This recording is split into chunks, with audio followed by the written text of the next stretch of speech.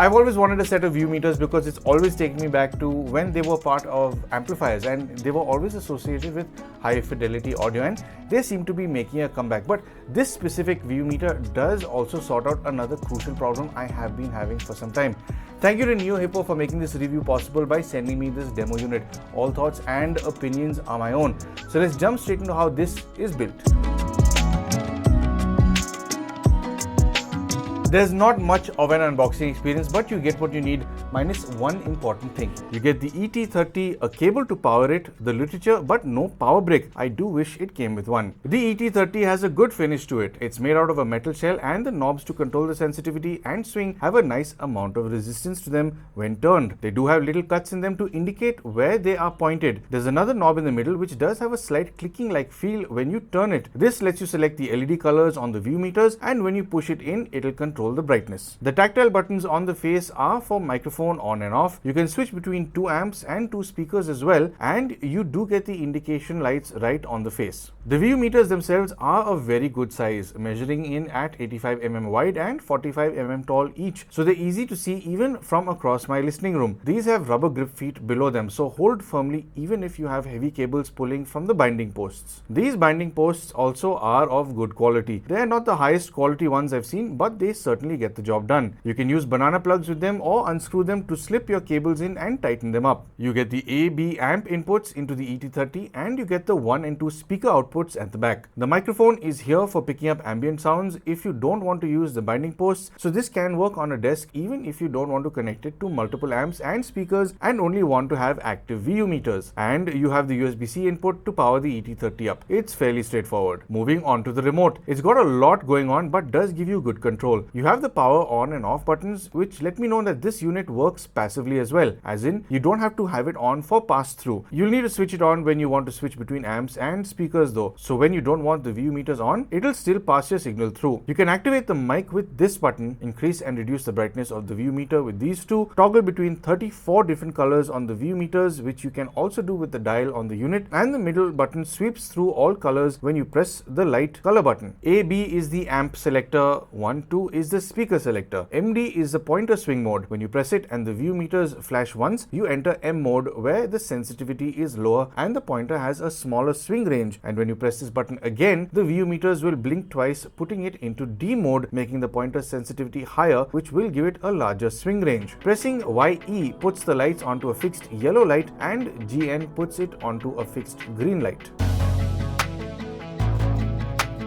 On a sound front, I was expecting this to create some sort of a noise or a sound while switching over between amps or speakers, maybe a crackling or a kind of an earthing kind of sound. I remember older amps used to do this, but this thing is very smooth in its transition. You can keep switching between either amp or either speaker and it's a very smooth transition. This can support up to 200 watts at 4 ohms and 300 watts at 2 ohms, so it should cover most amplifiers unless of course you are exceeding the 300 watt power output. Now I have paired this with two of my amps. One is a Denon PMA 2000 IVR and the other is a tube amp. So the Denon has an output of 160 watts at 4 ohms and the tube is only 25 watts at 6 ohms. So these are not coming anywhere close to being too powerful to create issues with this. So I think they should cover most amps without any issues. So anyway, moving on to why I'm so chuffed about wanting to have a VU meter all this time, because it was just associated with analog and it was so much more fun just to see these view meters bouncing around when I was quite little, of course. And the thing is, a lot of this has slowly died out.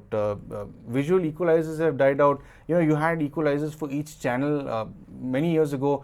That's died out. The view meter died out. Vinyls, well, they are making a comeback, and I hope so does this in a big way. So what this ET30 has done for me, more than being a view meter, the view meter is kind of just superficial and fun, but more than that is the selector, because I do have a set of tower speakers and a set of bookshelf speakers.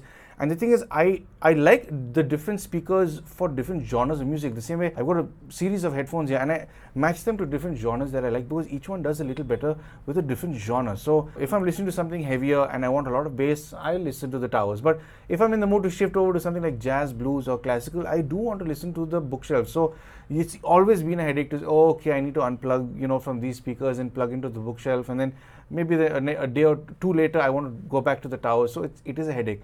Whereas with this, once everything's plugged in fact I realized I didn't have the cables. I had to pick up the cables.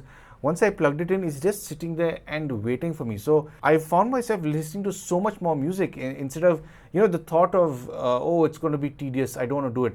This has just sort of eradicated that sense of, doing something extra to be able to enjoy music. So I can just sit down, fire everything up, and I have been listening to music so much more ever since I've got this in for review. So as awesome as this little selector is with the view meters, I do have one gripe with it.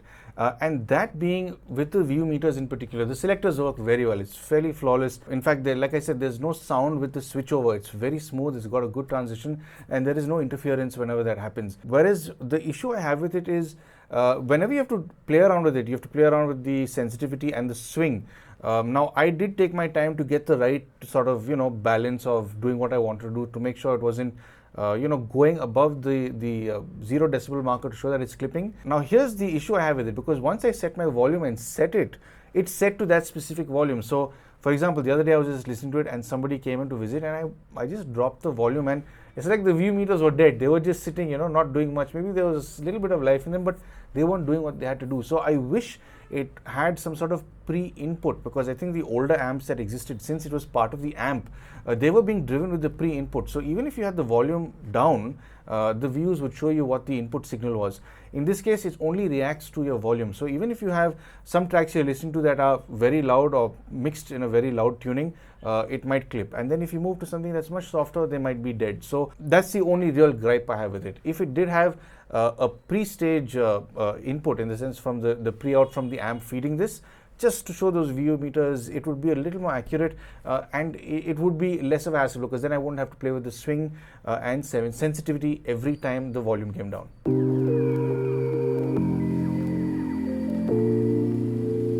So to sum up, on a build front, this is made very well. It's not a very heavy unit, but it is made well. It does have this metallic finish, which does look and feel quite nice.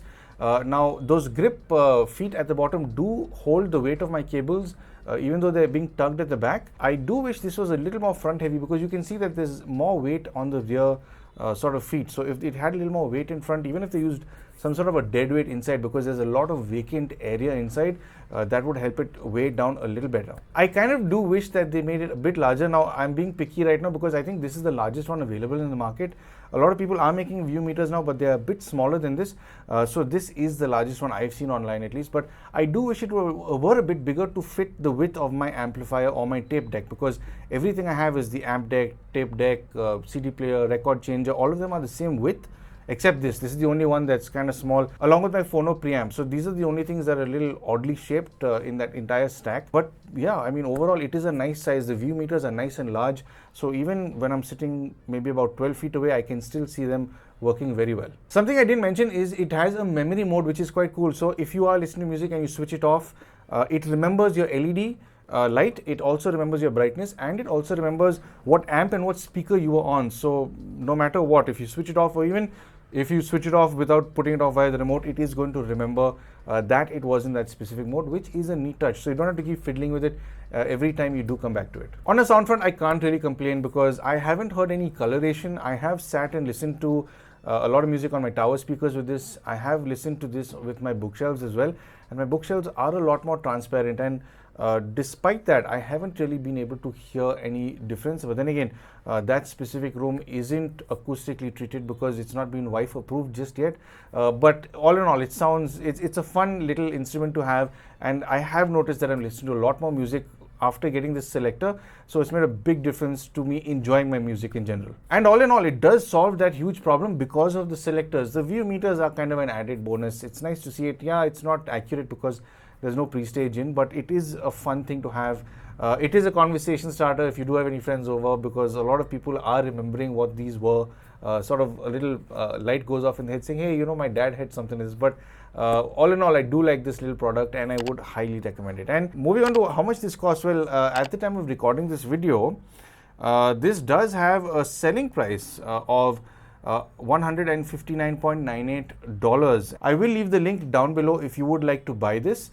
Now, one thing to keep in mind is it does not come with a power brick, so you might have to, if you have one, you can use it, or you can buy one, and it shouldn't be a fast charging one with a high power output. And that's about the only thing you need to remember. And of course, I will leave the links down in the description below if you would like to buy these. And one more thing, if you plan on buying this from India, I have seen it on Amazon.in at a ridiculous price. Now, I do not believe that this is a genuine Neohipo seller.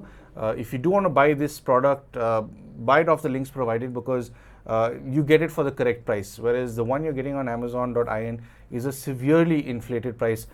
So definitely buy from the links down below. So I hope you found this video helpful and informative, and I do hope that I've helped you make some sort of purchase decision. If you would like to help support the channel, I'm sure you know exactly how to. But of course, thank you for tuning in to Paul's POV for some sound advice.